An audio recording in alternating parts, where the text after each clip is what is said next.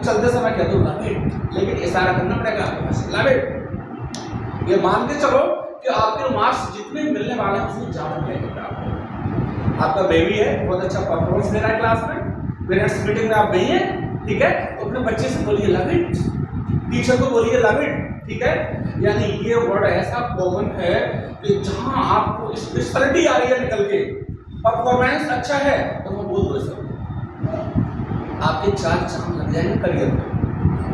अब जैसे आज का टॉपिक फंडामेंटल राइट्स, व्यक्ति का जीवन जीने के लिए ये जो राइट्स हैं पर्सनालिटी को डेवलपमेंट करने के लिए जरूरी हैं।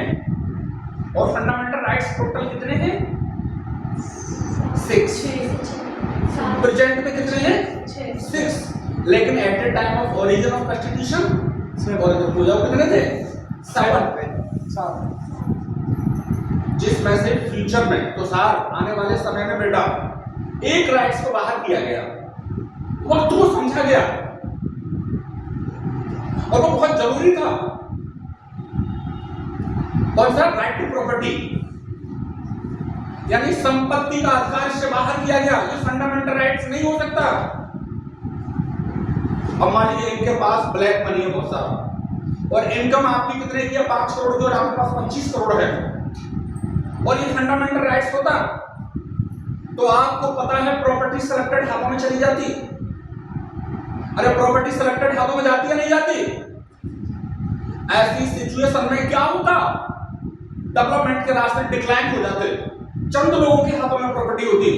लेकिन आज राइट टू प्रॉपर्टी को लीगल राइट्स मान लिया गया है ना।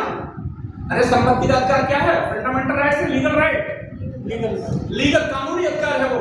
आपको हिसाब देना पड़ेगा मैडम, ये जो आपने घर की बिल्डिंग 5 करोड़ की बनाई है, कहां से बनाई? आपकी इनकम कितनी थी? आपका ये एक्स्ट्रा पैसा आया कहां से? इसका मतलब आपने चोरी की है ना। चोरी किसकी की है? लोगों पे डाके डाले हैं, रिश्वत लिया है, करप्शन किया है।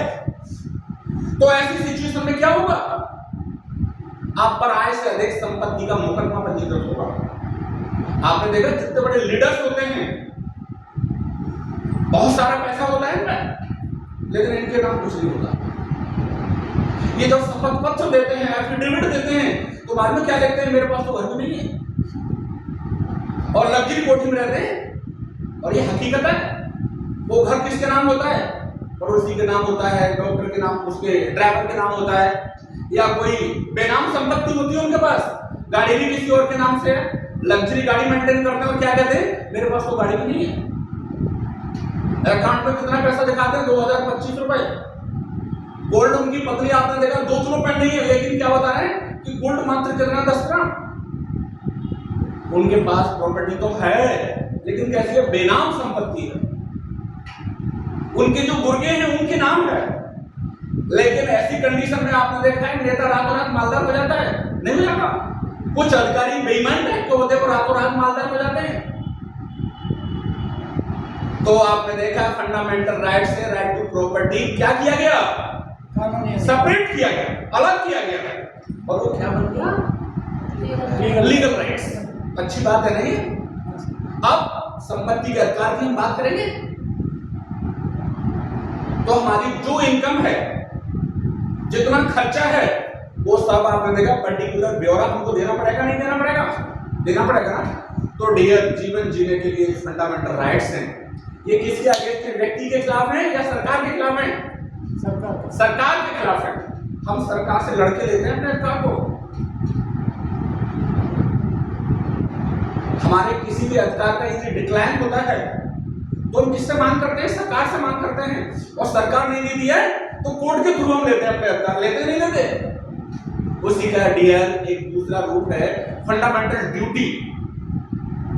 मौलिक अधिकार समझ गए? जीवन जीने के लिए जो प्रदत्त अधिकार हैं, जिससे हमारी लाइफ पॉजिटिव बनती है, लाइफ में पॉजिटिविटी आती है, डेवलपमेंट होता है, बेस्ट कैरेक्टर का निर्माण होता है, वो क्या है? फंडामेंटल राइट्स, मौलिक अधिकार। जैसे आप पढ़ रही हो, ये क्या है आपका? Fundamental rights. ये यूपीएससी की तैयारी कर रही है, फंडामेंटल राइट्स। आप पीसीएस की तैयारी कर रहे हैं, फंडामेंटल राइट्स। क्या कोई रोक सकता है? राइट टू अगेंस्ट एक्सप्लॉइटेशन, का अधिकार है या नहीं है? संस्कृति का अधिकार, आप जो संस्कृति चाहे वो अपना सकते हैं, नहीं अपना सकते हैं? आपने देखा आपको कोई भी कल्चर अपनाने का अधिकार है या नहीं है? किसी धर्म को अपनाने का अधिकार है या नहीं है? कहीं भी घूमने की स्वतंत्रता है या नहीं है ना? आप कोई भी संगम या संघ बनाने का अधिकार है या नहीं है? लेकिन संघ या संगम ऐसा बनाएंगे जिससे दूसरे को नुकसान ना हो। अब जैसे मान लीजिए आप डीजे चला रहे हो अपने घर में, आज मेरे यार की शादी है, गाना चल रहा है, तेज वॉल्यूम में चल रहा है, फुल वॉल्यूम में, और पड़ोसी परेशान हो रहा है, तो क्या आपके ये फंडामेंटल राइट्स हैं?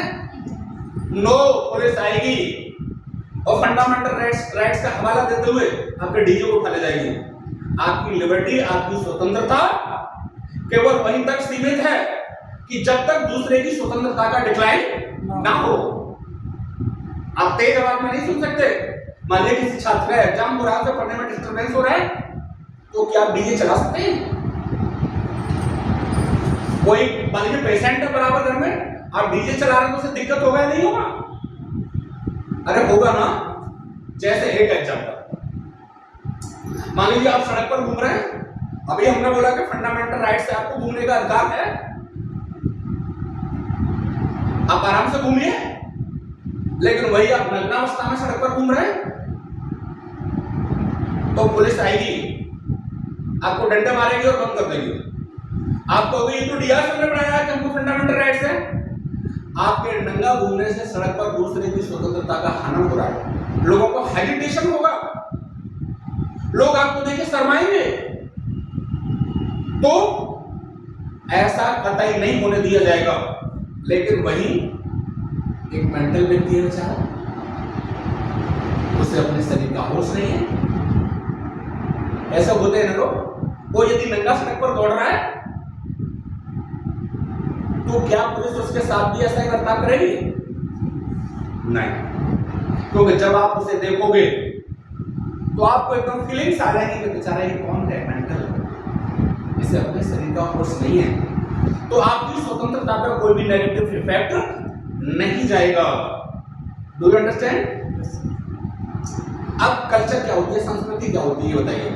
सभ्यता और संस्कृति दोनों में अंतर क्या है, सेपरेट लीजिएगा, सभ्यता और संस्कृति। आपसे क्वेश्चन पुट अप हो, the difference between culture and civilisation,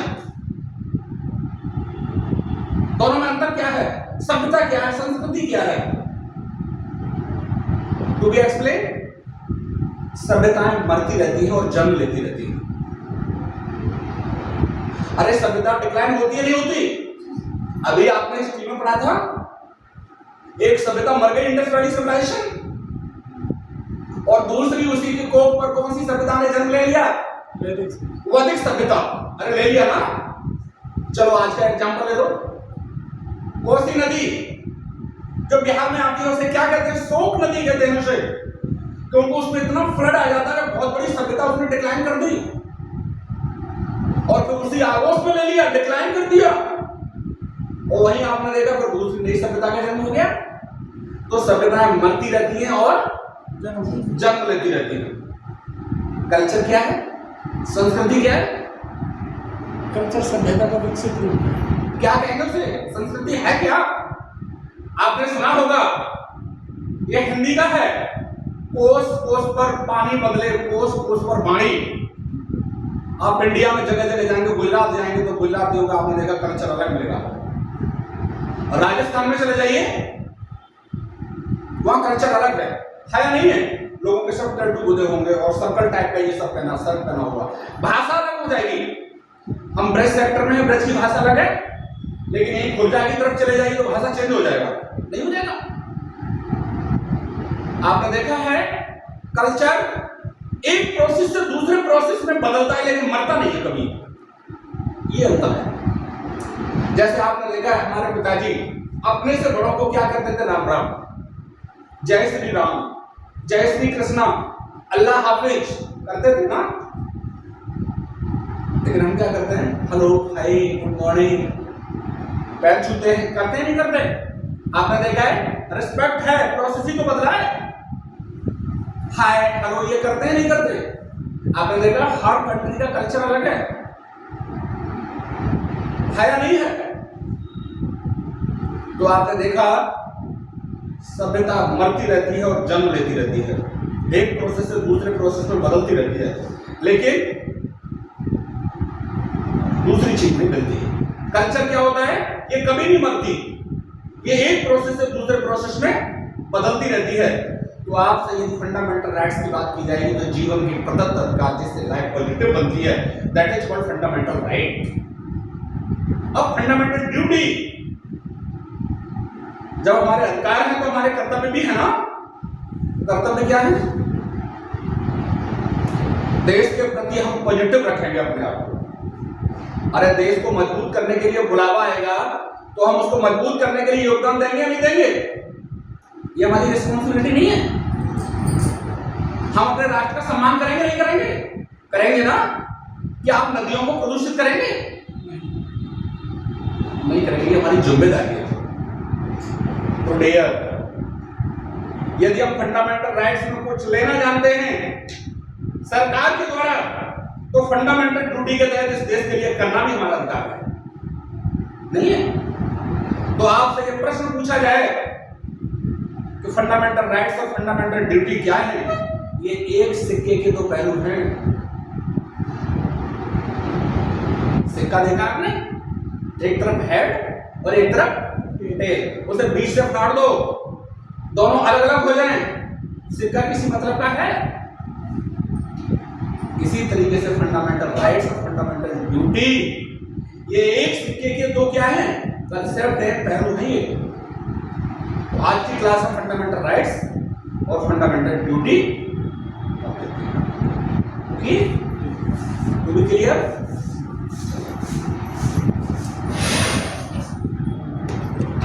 clear? इसे थोड़ा लिखिए, ये डायरेक्ट पीटी में सवाल आता है। फंडामेंटल राइट्स क्या है? पहले तो देख लो मौलिक अधिकार, इसके लिए अलग कॉपी बना हो, उसी में बना लेना, अलग से लिख लो, इसे लिख लो, ठीक है? ये दो चैप्टर आज मैंने स्पेशली आपको तैयार किए हैं, ठीक है? लिखो।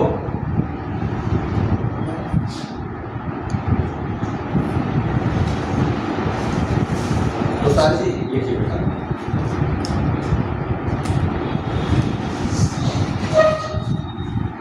एक्सपर्ट ब्रिलियंट बना दूंगा टॉपिक में, योगेश्वर ब्रिलियंट बना दूंगा, असली वाला हीरो, और डेडिकेट होकर क्लास को। और ये सब सवाल पूछे जाते हैं, उठा के देख लेना। दीप्ति जी सारे सवाल आते हैं। ये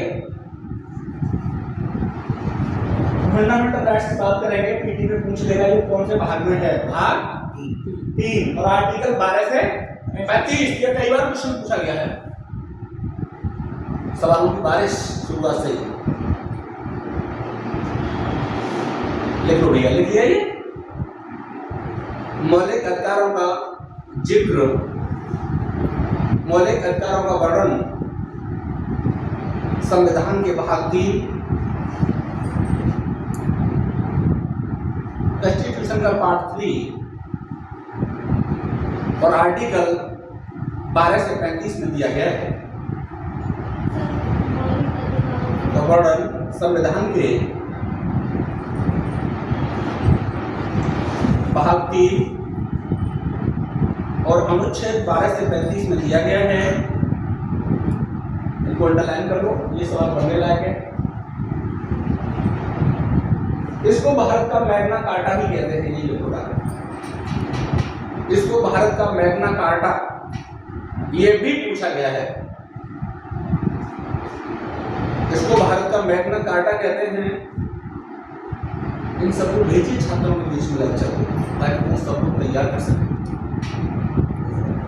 बताओ कि बोरिंग हो रहा है? लग रहा है आपको बोरिंग हो रहा है क्लास?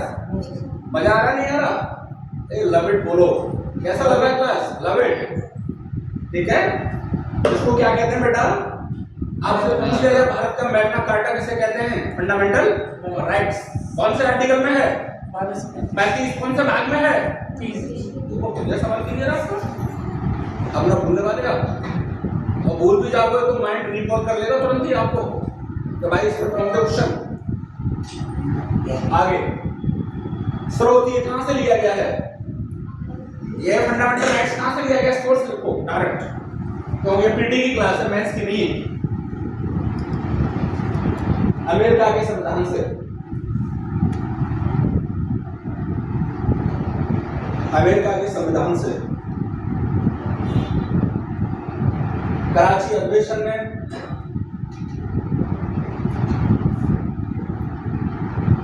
तो कराची अधिवेशन कब हुआ था? 1931। कराची अधिवेशन में मूल अधिकार का प्रारूप, फंडामेंटल राइट्स का प्रारूप कौन लेके आया था? Mister Jawaharlal Nehru, first prime minister of India. Jawaharlal Nehru लाए थे। देखो तुषार का नींद गायब हो गया, जगा दिया नहीं जगा दिया हमने? तुषार अच्छा लग रहा है ना? लिखो बेटा भाई जवाहरलाल नेहरू। जब संविधान की उत्पत्ति हुई थी, जब संविधान की उत्पत्ति हुई थी उस समय इनकी संख्या 7 थी at the time of origin.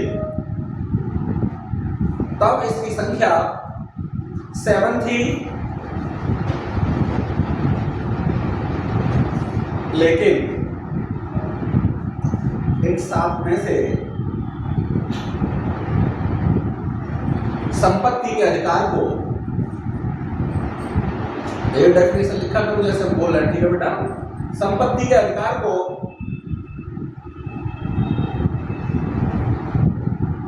बाहर कर दिया गया।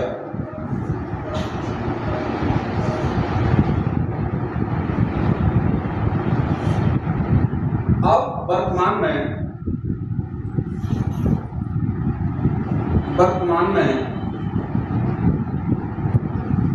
मलका साहब समझ में आ रहा है? अब वर्तमान में मौलिक अधिकारों की संख्या 6 है। कितनी है? 6। और संपत्ति के अधिकार को, संपत्ति के अधिकार को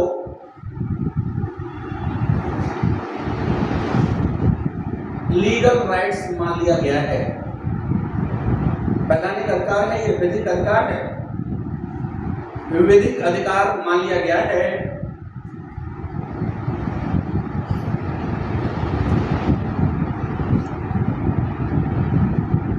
आपसे क्वेश्चन किसी भी तरीके से हो सकता है, आरती जी वो क्या पूछ रहा है बेटा, क्वेश्चन को समझना, और आपका इजीली गोइंग ऑन क्वेश्चन बड़े आराम से बन जाएगा।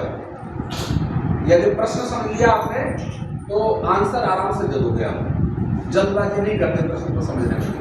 कभी कभी बच्चे प्रश्न को समझ नहीं पाते, जल्दबाजी करते हैं और आया हुआ सवाल भी गलत कर देते हैं। ओके, अब डियर 7th है संपत्ति का अधिकार, विधिक अधिकार हो गया है, और ये कहां पहुंचा दिया? आर्टिकल 300A में, ये भी मेंशन कीजिए। अब संपत्ति का अधिकार आर्टिकल 300A में समायोजित कर दिया गया है। आर्टिकल 300A में समायोजित, एडजस्टमेंट किया गया है, समायोजित किया गया है, ठीक है? 44वें संविधान संशोधन 1978 के द्वारा 44th अमेंडमेंट। आपसे ये भी पूछ सकता है, राइट टू प्रॉपर्टी को लीगल राइट्स कौन से संशोधन में किया गया? 44वें संविधान संशोधन के द्वारा, ठीक है डियर? एक अमेंडमेंट हुआ था कॉन्स्टिट्यूशन में, कौन सा? 44। और कब हुआ था डियर? 78 में, 1978 में। पूछ ले बेटा क्वेश्चन, कहां से पूछोगे? सब दे दिया हमने इसमें। विधिक अधिकार हो गया ना? कब हो गया ये विधि? 1978 में। कौन सा अमेंडमेंट के द्वारा हो गया? 44। अब कौन से आर्टिकल में प्रेजेंट में? 308। अब इससे ज्यादा नहीं पूछ सकता मुझसे। अब आपका कंसेप्ट क्लियर हो गया, ठीक है? To be clear. अब डियर टोटल जो 6 राइट्स हैं 1 2 3 4 5 6 6 ही है ना, ठीक है। सबसे पहले लिखिए समानता का अधिकार, राइट टू इक्वलिटी। 6 बताने पड़ेंगे ना आपको। समता का अधिकार या समानता का अधिकार, राइट टू इक्वलिटी।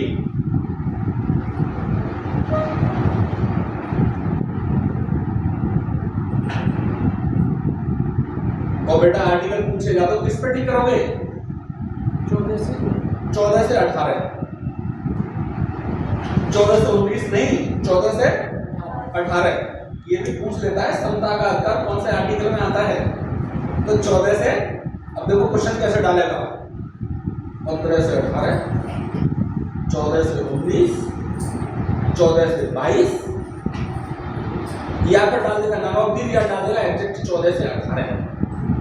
तो किस पर टिक करोगे? समता का अधिकार 14 से 18। सबको समानता का अधिकार है या नहीं है? अच्छा ये बताओ, सांस लेने का अधिकार सबको है या नहीं है? किसमें भी डिस्क्वालिटी है? अब मान लीजिए जीवन जीने का अधिकार है या नहीं है? प्राणदेह स्वतंत्रता का अधिकार है या नहीं है? अरे है ना, लेकिन वो प्राणदेह स्वतंत्रता का अधिकार किसमें है? 21 में। आप अपने आप को खत्म नहीं कर सकते। देखो स्वतंत्रता का अधिकार, राइट टू लिबर्टी, स्वतंत्रता का अधिकार, अपना जीवन जीने का सबको फ्रीडम है या नहीं है? कोई कैसे भी रहे, कोई कैसे भी रहे, स्वतंत्रता का अधिकार, राइट टू लिबर्टी, आर्टिकल 19 से 22।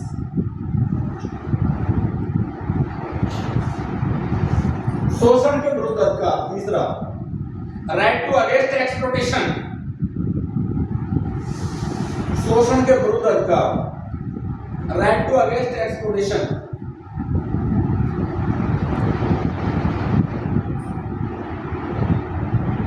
आर्टिकल 23-24, आप किसी का शोषण नहीं कर सकते। मैं एग्जांपल दे रहा हूं आपके लिए। शोषण के विरुद्ध अधिकार क्या है? मूल अधिकार। क्या क्या आएगा इसमें?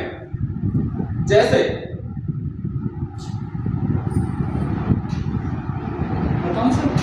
बताइए, आर्टिकल 23 में क्या आएगा? बलात्श्रम या बालश्रम?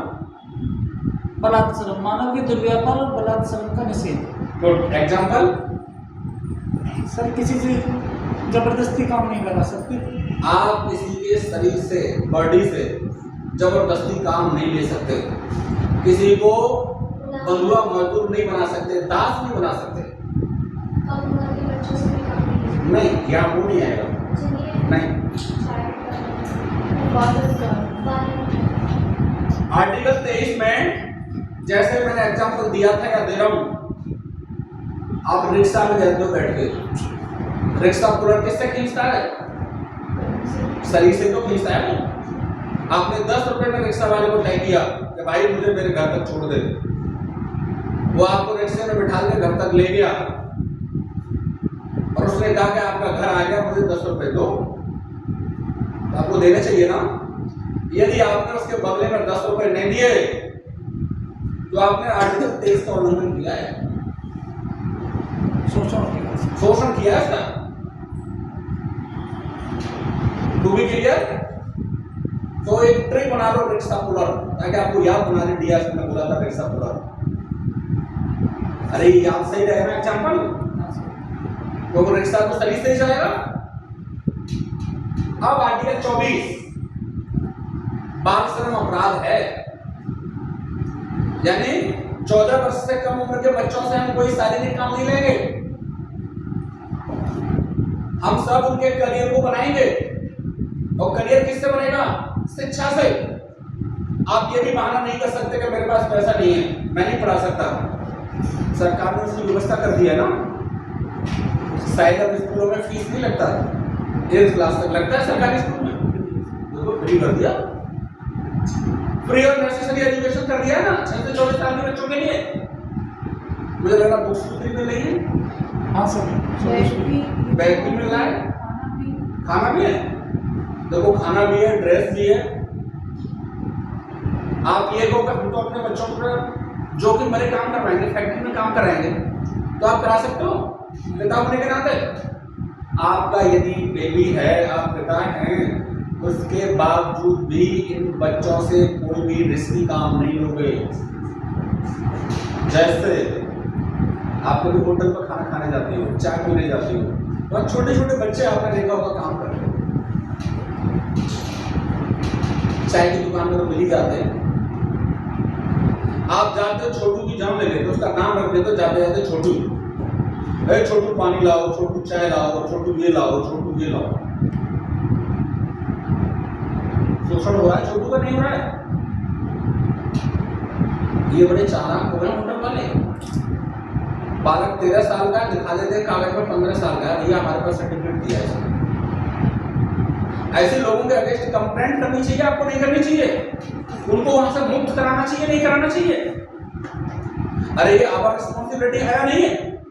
लेकिन हम बदले में क्या करते हैं? छोटू चाय लाओ, छोटू पानी लाओ। छोटू चाय वाले का शोषण हो रहा नहीं हो रहा? तो आर्टिकल 23 में क्या था? रेक्सा पुनर कभी भूल सकते। और आर्टिकल 24 में छोटू दूध वाला, छोटू चाय वाला। डालो एग्जाम्पल में आर्टिकल 24 में छोटू चाय वाला बाय डीआर सर, याद बना रहेगा आपको। अब बोलोगे नहीं छोटू चाय वाला क्या है? बलाश्रम और बाल श्रम दोनों आगे समझ में, कभी नहीं पूछ सकते भाई साहब, कभी नहीं पूछ पाएंगे वो। चौथा, धार्मिक स्वतंत्रता का अधिकार, राइट टू रिलीजियस लिबर्टी। अरे सबको धर्म अपनाने का अधिकार है या नहीं है? जैसे अभी मान लीजिए मैं हिंदू हूं और मैं दूसरा धर्म अपनाना चाहूं तो कोई रोक लेगा मेरे लिए? कोई दूसरे धर्म से शादी करना चाहे स्वेच्छा से तो कोई रोक लेगा? हाँ, आप जबरदस्ती नहीं कर सकते। भारत का कोई भी व्यक्ति किसी भी धर्म में पैदा हुआ है, वो अपनी स्वेच्छा से किसी भी रिलीजियस, किसी भी धर्म को अपना सकता है, बाउंडेड नहीं है, कोई रोक नहीं सकता। कभी कभी आपने देखा होगा कुछ लड़के लड़कियां भाग जाते हैं, एक धर्म का बच्चा दूसरे धर्म के बच्चे के साथ भाग जाता है, तो लास्ट में उनको कहां लाया जाता है? पुलिस प्रोटेक्शन में। और फैमिली दोनों आपने देखा है आरोप लगाती है। फिर फाइनली ये तो 18 ईयर के नहीं होते हैं तो सरकार के पास सुधार गृह होता है। बेटा सुधार क्या होता है? सुधार गृह। सुधार गृह में कब तक रखा जाता है उनको? जब तक वो अडल्ट नहीं हो जाते। लड़कियां अडल्ट कब होती हैं? 18 ईयर्स और लड़के 21 ईयर में। तब तक रखा जाता है कि बेटा ये पहले बालिग हो जाते हो, और जैसे वो बालिग हो जाते हैं, अडल्ट हो जाते हैं, अडल्ट हो जाते हैं, फिर उनसे पूछा जाता है कि आपकी इच्छा क्या है, और वो दोनों ये कह रहे हैं कि हम फुल्ली एग्री हैं, हमारा अपना डिसीजन है, हमारा अपना निर्णय है। तो आपने देखा गार्जियंस और पेरेंट्स को उनकी खानी पड़ती है। गवर्नमेंट उनको प्रोटेक्शन देती है कि आपने कोई भी धर्म स्वेच्छा से अपनाया है, स्वेच्छा से शादी की है, क्योंकि भारत में लिबर्टी है ना, स्वतंत्रता का सबको अधिकार है नहीं है।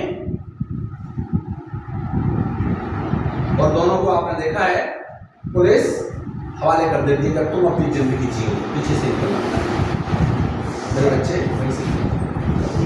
समझ गए इस बात को?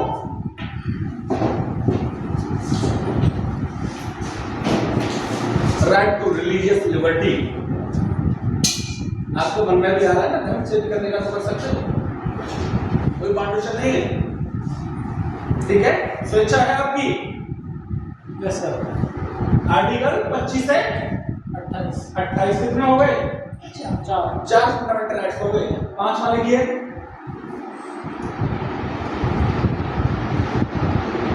संस्कृति शिक्षा संबंधी अधिकार, कल्चरल एंड एजुकेशनल राइट्स।